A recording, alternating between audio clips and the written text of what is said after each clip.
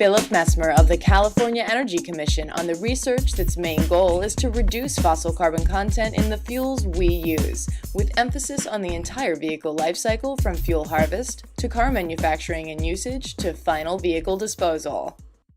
Well, the Energy Commission's research programs are brought about by law that uses ratepayer funds to advance technologies for ratepayer benefits. And within the division that I work, that program is called the Public Interest Energy Research Program, or PIER.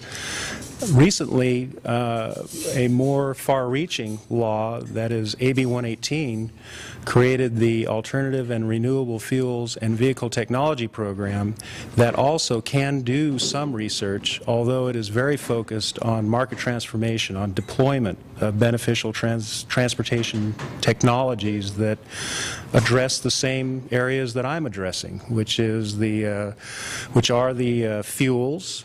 We're trying to get the fossil carbon content lowered in the fuels that we use to reduce our greenhouse gas emissions.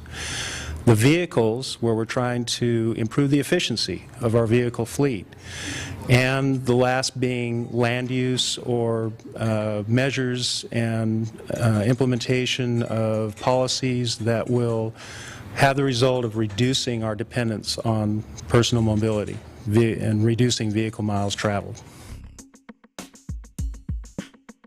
The landscape in California for advanced vehicle technologies and huge changes in the way transportation energy is seen and used is really like no other place in the country right now.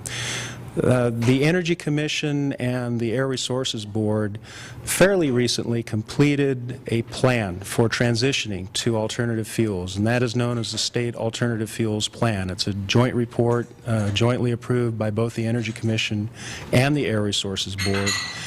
And this plan does a number of things. One, it's really the first application of full fuel cycle analysis, or if you will, well-to-wheels analysis of different fuels options, so that we're not just looking at what happens in the car when we use a fuel.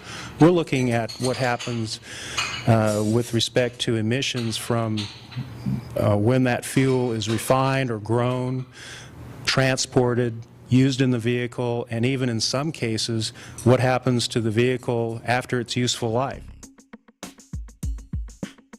The Energy Commission has invested $3 million in establishing a plug-in hybrid research center at the University of California, Davis. That center is looking at a broad range of research topics relating to developing and implementing plug-in hybrid vehicle technology in the state. We're looking at, for instance, consumer preferences and how consumers and their use of these vehicles could affect design. And when the design is affected, of course, that can affect emissions. So we're looking at how these things relate to one another.